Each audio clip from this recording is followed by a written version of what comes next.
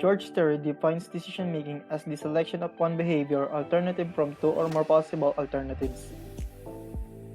In the words of D. E. McFarland, a decision is an act of choice wherein an executive forms a conclusion about what must be done in a given situation.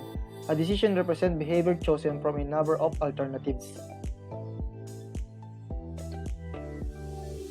The decision-making process.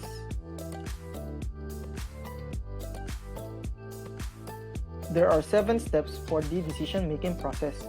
Identify the decision, gather relevant information, identify alternatives, weigh the evidence, choose among alternatives, take action, and review your decision.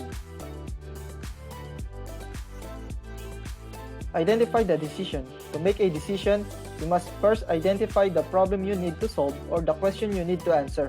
Clearly define your decision. If you misidentify the problem to solve, or if the problem you've chosen is too broad, you'll knock the decision train off the track before it even leaves the station. Gather relevant information. Once you have identified your decision, it's time to gather the information relevant to that choice. Do an internal assessment, seeing where your organization has succeeded and failed in areas related to your decision.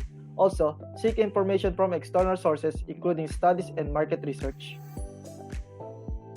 Identify alternatives. With relevant information now at your fingertips, identify possible solutions to your problem. There is usually more than one option to consider when trying to meet a goal. Weigh the evidence. Weigh the evidence for or against said alternatives. See what companies have done in the past to succeed in these areas. And take a good hard look at your own organization's wins and losses. Identify potential pitfalls for each of your alternatives and weigh those against possible rewards. Choose among alternatives. Here's the part of the decision-making process where you make the decision. Hopefully, you've identified and clarified what decision needs to be made, gathered all relevant information, and developed and considered the potential paths to take. You are perfectly prepared to choose. Take action. Once you've made your decision, act on it. Develop a plan to make your decision tangible and achievable. Develop a project plan related to your decision, and then set the team loose on their task once the plan is in place.